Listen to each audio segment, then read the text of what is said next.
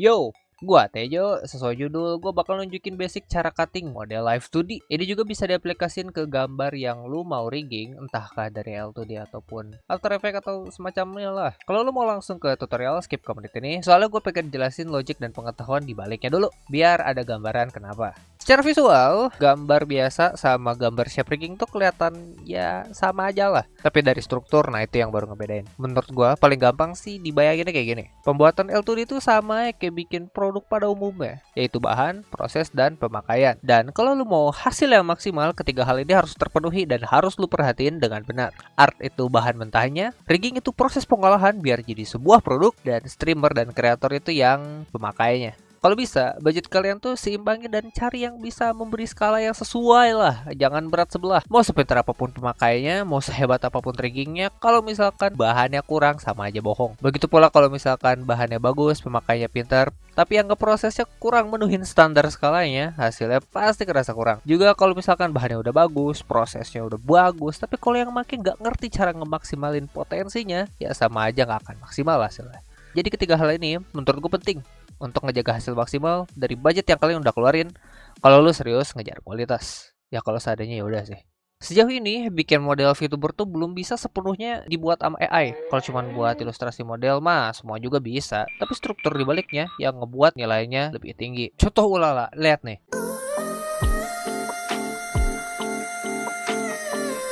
Fluffy, Siapa Fluffy? Ay, ulala.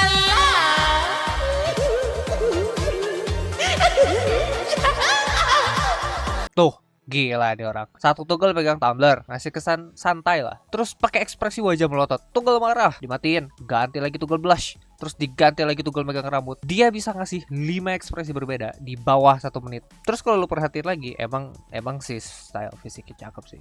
Tapi kalau lu nggak, beberapa ekspresi itu simple gitu. Ekspresi marahnya begini, mulut naik turun, yang di sini blush, mulutnya diganti nggak tahu itu gerak apa enggak. Terus matanya dihilangin, sama di sini matanya V nyamping doang. Tapi kalau lu lihat dia bisa maksimalin modelnya semaksimal-maksimalnya sampai lu lihat tuh sendiri fisiknya sampai mentok anjay. Kelihatan sampai patah-patah gitu, jir. Di video ini isinya fokus pada bahan dari produk yang akan kita buat. So, let's go. Gue biasanya mulai dari muka sih, tapi sebenarnya bebas. Kerjain bagian yang kalian lebih nyaman lah. Buat bagian mata, kalian gak perlu terlalu ribet dulu mikirin cuttingan kompleks kayak gimana. Asalkan 6 poin dasar ini terpenuhi, berarti udah aman aja sih. Di sini ada bulu mata atas, bulu mata tengah, bulu mata bawah, kemudian ada putih mata dan bola mata. Ini penting nih, buat bola mata harus digambar full. Jangan cuma bagian yang kelihatan doang, ntar gerakannya kayak gini. Mau lo? Tips, kalian bisa cek dengan cara select bola matanya yang udah di clipping ke putih mata. Terus gerakin kanan kiri atas bawah buat ngeliat itu tuh udah cocok atau belum sih kan. Cutting hidung. Gue biasanya sih simple aja ya. Biasanya garis sama highlight atau shadow. Kalau versi hidung panjang cuttingnya itu garis panjang, garis pendek, highlight atau shadow, bebas lah. Kalau mau lebih niat, tambahin masking buat kulit. Beberapa rigger bisa tuh manfaatin buat bikin animasi hidung kayak gini. Garisnya bisa hilang muncul cuy. Cutting mulut. Mulut sebenarnya gak usah ribet-ribet amat sih. Kayak mata, asal beberapa poin ini udah terisi, ya aman aja. Mulut di sini kebagi dari 2 bagian, yaitu bagian luar dan bagian dalam. Buat bagian luar, di situ ada garis mulut atas sama bawah. Lu bisa kopas aja sih. Terus ada kulit mulut atas dan kulit mulut bawah. Misalkan kalau karakter lu punya lipstick atau tekstur yang di mulut juga bisa dipisah. Kecuali kalau lu mau gerakannya kayak gini dah, serah lu. Mulut dalam. Di sini buat tenggorokan ya visual dalamnya. Ada gigi atas, ada gigi bawah, terus lidah. Kalian bisa sih kasih gigi belakang biar kalau digerakin bisa kelihatannya kayak gini. Cutting kepala. Kepala simple sih sebenarnya. Biasanya tuh cuman garis kepala, base color sama telinga aja. Kecuali kalau misalkan telinga kalian mau dianimasiin, baru tuh pisah kanan kiri. Tapi ya kalau misalkan nggak ada, bebas aja sih mau pisah atau enggak. Orang gerakannya cuma gitu doang sih sebenarnya. Tapi buat ngurangin ukuran juga bisa sih. Nah, rambut. Rambut udah mulai agak ribut nih karena stylenya tiap orang kan beda ya. Gue sih biasanya ubah sedikit style gue jadi bentuk bongkahan biar lebih jelas lah dan lebih gampang di cuttingnya. Prioritasnya itu bukan cuma enak dilihat, tapi juga biar enak di rigging. Untuk basicnya, rambut itu kebagi jadi 3 bagian utama, yaitu rambut depan, rambut samping, dan rambut belakang. Rambut tengah lah kalau perlu. Rambut tengah sama samping ini sebenarnya opsional. Kalau misalkan nengoknya simpel aja, nggak wajib. Kecuali kalau nengok kayak gini.